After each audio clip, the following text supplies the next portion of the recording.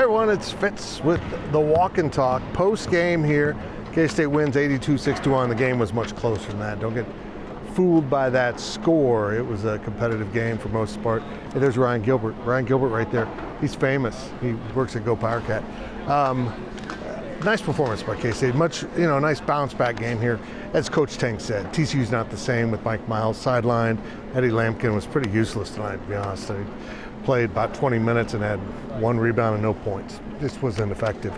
But as he said, when that TCU team's healthy, they might be the best team in the conference, and they're going to cause some problems in the postseason. There's no doubt about it. But K-State caught them on a good night. They had a nice 15-0 run there late in the game to blow this thing open. A really effective stretch of basketball for K-State late.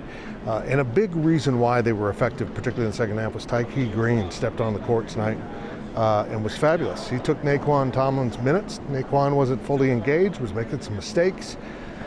And they went to Tyke, who got off to a slow start, but his defense really got him going. I asked him after the game, what gets you going? He said the dunks. Well, he had lots of dunks. He can jump so ridiculously high. But for me, it's when he starts playing defense. When he really clamps down on defense, his rebounding follows, because then he's in good position to rebound. And then all of a sudden his scoring followed, as he ended up with 13 points, 9 rebounds. Really nice night. Played 21 and a half minutes. That's got to be a season high, at least for the Big 12 slate of the games. Some issues K-State still needs work with. I'm going to talk about Keontae Johnson. His struggles a little bit. I won't call them struggles. I mean, he had 14 points. He still is a really good player, but I think there's a whole nother level that can be unearthed with Key if he just makes a few changes. That'll be tomorrow's daily delivery. And of course, the little guy, Marquise Noel, set the single season assist record. He had 7 assists in this game, but both Key and Keys had 6 turnovers apiece out of 15 for the team. So when your two main guys that handle the ball the most have 12 of your 15 turnovers, there's something going on there. And it's really something that needs to be cleaned up. But Keys was really pretty good outside of those turnovers. Over-penetrating again, getting into too much traffic, but 18 points, a couple really deep threes.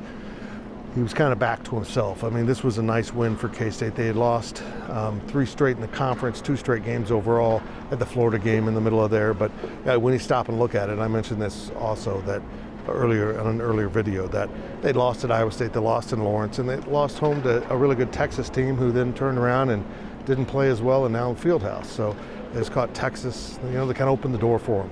And they opened the door a little bit in this game in the second half, and TCU started to make a push on them, and all of a sudden Kansas State just kind of responded and got this thing stretched back out as K-State really was fun and efficient down the stretch. They got back to really breaking down defenses with passing, and tonight it was Tyke Green getting a lot of the dunks off of that passing. David Gasson was really good, particularly post defense, fronting the big men for TCU. If you recall the game down in Fort Worth, TCU's big men were just completely controlling that game, and they did a nice job. Interesting player rotation. I mean, Tyke Green wasn't the only one that kind of shook things up a little bit. We saw a little bit mixing and matching there, and of course Keontae has to get his 2 fouls. The Big 12 officials got to get those fouls in the first half, so they were able to sit him down and really turn to some other guys. And Desi Sills once again found his game, and as Coach Tank said, when he gets going downhill to the basket, when he really gets going with that, he's really effective, and he was a big part of that kind of surge there at the end. But K-State is now, we've got to find it here, I don't have it on here, of course. They now are 7-4 in the conference, going to Tech on Saturday. That's a really good opportunity for K-State, but Tech's improving. There's no easy games on the road anywhere really in this conference. But Zach Carlson and I will be in Lubbock for that game, and hope you keep following along at GoPowercat. And I will have a daily delivery for you tomorrow. And I took a day off, trying to get back to going every day. And we appreciate you following along and subscribing to this YouTube channel.